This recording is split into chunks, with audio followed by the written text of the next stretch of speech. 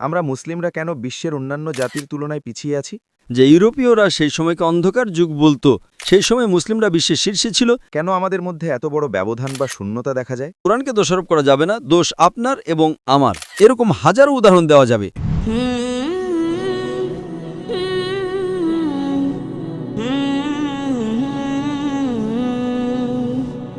আসসালামু আলাইকুম ডাক্তার।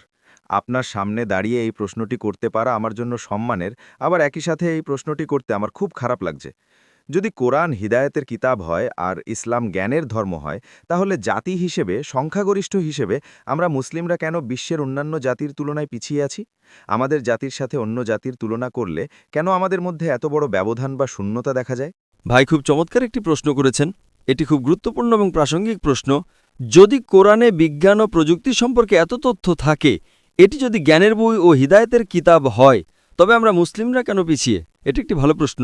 এর কারণ হলো, আমরা যদি ইতিহাসের দিকে তাকাই, অষ্টম থেকে দশম শতাব্দীতে ঐতিহাসিক বইগুলোতে আমরা পড়ি যে ইউরোপীয়রা সেই সময়কে অন্ধকার যুগ বলতো। অন্ধকার কার জন্য? অন্ধকার ছিল ইউরোপীয়দের জন্য। সেই সময়ে আরবরা বিজ্ঞান ও প্রযুক্তিতে যে অভাবনীয় উন্নতি করেছিল তা ছিল বিস্ময়কর। আপনি যদি বিজ্ঞান সম্পর্কে জানতে চাইতেন বা বিজ্ঞানের ওপর গবেষণা করতে চাইতেন, তবে আপনাকে আরবি শিখতে হতো, যেমনটা আজ আমরা ইংরেজি শিখি। সেই সময় মুসলিমরা বিশ্বের শীর্ষে ছিল, কারণ আমরা কোরআন ও সুন্নাহর কাছাকাছি ছিলাম। আজ মুসলিমদের পিছিয়ে পড়ার কারণ হলো আমরা কোরআন ও সুন্নাহ থেকে অনেক দূরে সরে গেছি। সুতরাং কোরআনকে দোষারোপ করা যাবে না, দোষ আপনার এবং আমার। আপনি যদি ইতিহাসের বই ও বিজ্ঞানের বইগুলো পড়েন, আমি আমার লেকচারে বলেছি, ইবনে আল নাফিস কোরআন নাজিল হওয়ার ৬০০ বছর পর রক্ত সঞ্চালন নিয়ে প্রথম বর্ণনা করেছিলেন। আমাদের পাঠ্য বইয়ে আমরা উইলিয়াম হার্ভে সম্পর্কে জানি, কিন্তু ইবনে আল নাফিস সম্পর্কে জানি না। এর দুটি কারণ: ১ নম্বর, মুসলিমরা কোরআন ও সুন্নাহ থেকে দূরে সরে গেছে। ২ নম্বর, মিডিয়াও এতে বড় ভূমিকা পালন করে। আমার স্কুলের পাঠ্য বইয়ে আমি কখনোই ইবনে আল নাফিস সম্পর্কে শুনিনি। পরে যখন আমি গবেষণা করলাম, তখন জানতে পারলাম আমার পাঠ্য বইয়ে উইলিয়াম হার্ভের নাম উল্লেখ ছিল। ১৯৫৪ সালে প্রথম বিশ্ব মানচিত্র অঙ্কনকারী ব্যক্তি ছিলেন আল ইদ্রিসি। তিনি একজন মুসলিম ছিলেন। আমরা যেসব সংখ্যা ব্যবহার করি, ১, ২, ৩, ৪, এগুলোকে কি বলা হয়? জোরে বলুন। অ্যারাবিক নিউমেরালস, আরবি সংখ্যা। যেমন রোমান সংখ্যা আছে I, double I, triple I. কিন্তু এগুলোকে আরবি সংখ্যা বলা হয় কেন? কারণ ইন্দীয়রা প্রথম শূন্য আবিষ্কার করেছিল। আরবরা তা গ্রহণ করে দশমিক বিন্দু যুক্ত করেছিল, আর এভাবেই আমরা বর্তমানের আরবি সংখ্যা পদ্ধতি পেয়েছি। আপনি যদি আলতুসি সম্পর্কে জানেন, তিনি পিথাগোরাসের উপপাদ্য আবিষ্কার করেছিলেন, যা আমরা স্কুলে শিখি। আমরা পিথাগোরাসের উপপাদ্য শিখি, কিন্তু আলতুসির নাম জানি না।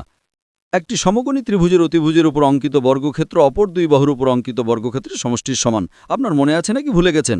মনে আছে? মাশাআল্লাহ, ভালো ছাত্র। এটি কে আবিষ্কার করেছিলেন এখন জানতে পারলেন, তাই তো? দেরিতে হলেও জানা ভালো, আলতুসি একজন মুসলিম। আমরা ত্রিকোণমিতি শিখি। ত্রিকোণমিতির প্রধান ব্যক্তিকে? আল বিরুনি। আমরা রসায়ন শিখি। রসায়নের জনককে? আমরা জানি গ্যাবার। আসলে এটি গ্যাবার নয়, এটি হলো জাবির ইবনে হালিয়ান। তারা নাম বদলে সেটিকে পশ্চিমা রূপ দিতে চেয়েছে, যাতে নামটি পশ্চিমার মতো শোনায়। কিন্তু তিনি হলেন জাবির ইবনে হাইয়ান। তিনি রসায়নের জনক, যিনি ২০০০ পৃষ্ঠারও বেশি লিখে গেছেন।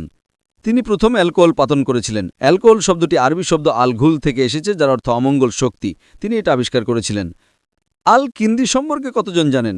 যখন নিউটন, যিনি বিশ্ব ইতিহাসের অন্যতম বড় বিজ্ঞানী, তিনি বলেছিলেন সব নিয়ম ধ্রুব বা পরম, তখন আল কিন্দি বলেছিলেন না, সব নিয়ম পরম নয়, এগুলো আপেক্ষিক।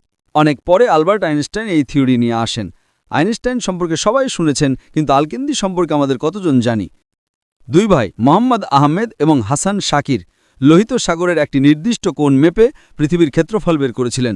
এমন এক সময় যখন মানুষ নিশ্চিত ছিল না পৃথিবী গোলাকার কিনা, তখন তারা পৃথিবীর যে ক্ষেত্রফল বের করেছিলেন তা ছিল ভীষণ অ্যাকুরেট।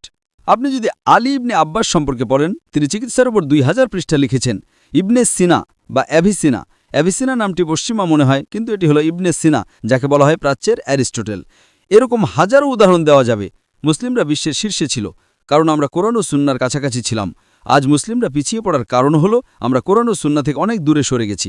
সুতরাং কোরআনকে দোষারোপ করা যাবে না, দোষ আপনার এবং আমার। তাই সমস্ত মুসলিম ভাই ও বোনের কাছে আমার অনুরোধ, কোরআনের কাছে ফিরে যান, কোরআন পড়েন। কোরআন বিশ্বের সবচেয়ে ইতিবাচক বই। এটি মানবতার প্রতি এক ঘোষণা। এটি করুণা ও প্রজ্ঞার উৎস।